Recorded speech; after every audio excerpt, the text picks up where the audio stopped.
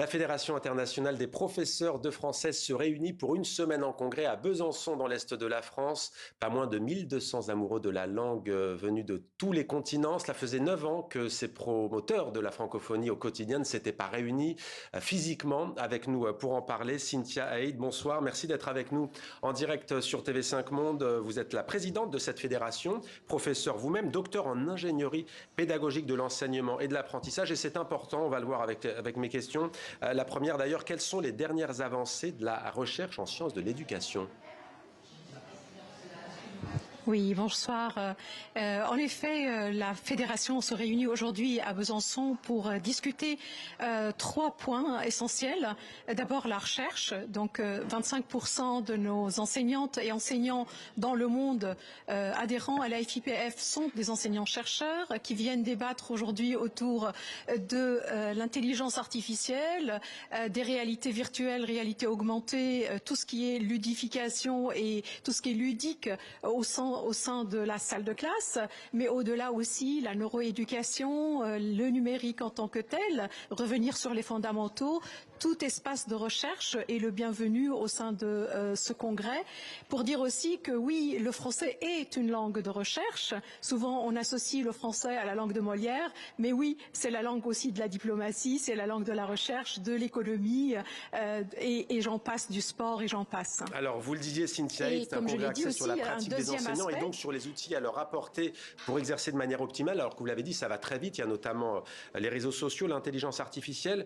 Mais il y a un véritable enjeu aussi, c'est que beaucoup quittent le métier après seulement quelques années. Les professeurs de français sont d'ailleurs les plus concernés en comparaison avec leurs collègues des autres disciplines. Comment l'expliquer et que faire pour inverser cette tendance ? Alors justement, les professeurs jeunes, novices dans le métier, à 30% de nos statistiques, quittent la salle de classe après avoir passé 1 an, 2 ou 3, parce qu'ils trouvent que le métier est précaire, le métier est difficile. Des fois, ils sont seuls en salle de classe. La formation initiale ne les a pas préparés à la gestion de classe. Et on essaye donc avec la Fédération internationale des professeurs de français de travailler sur un projet de mentorat justement pour accompagner les jeunes enseignants afin qu'ils puissent profiter des expériences de professeurs chevronnés dans la matière.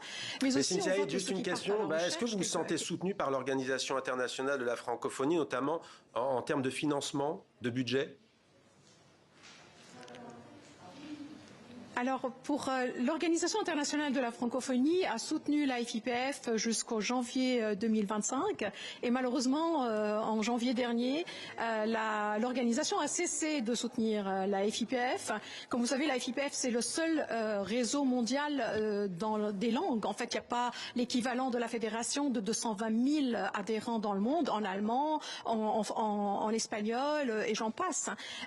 Et ils préfèrent aller directement auprès des associations. Mais là, le danger, c'est qu'il n'y ait pas une vision commune. Le danger, c'est qu'il n'y ait pas un regard commun sur des projets importants pour le métier. Et qu'aujourd'hui, on a bien dit que c'est un métier précaire et on essaye de revaloriser ce métier avec les autres ministères qui nous appuient, en l'occurrence le ministère de l'Europe et des Affaires étrangères, la culture et la recherche et l'éducation. Et heureusement qu'ils sont là, parce qu'aujourd'hui, ce que j'ai oublié de dire, que ce sont des bénévoles, des professeurs bénévoles dans le monde. Et bien voilà qui terminera par cet hommage à tous les bénévoles au service de l'enseignement de la langue française. Merci beaucoup Cynthia Haïd et merci à Mylène Girardot et Lola Colomba, notre équipe qui nous a permis de réaliser cet entretien en direct de Besançon dans l'Est de la France.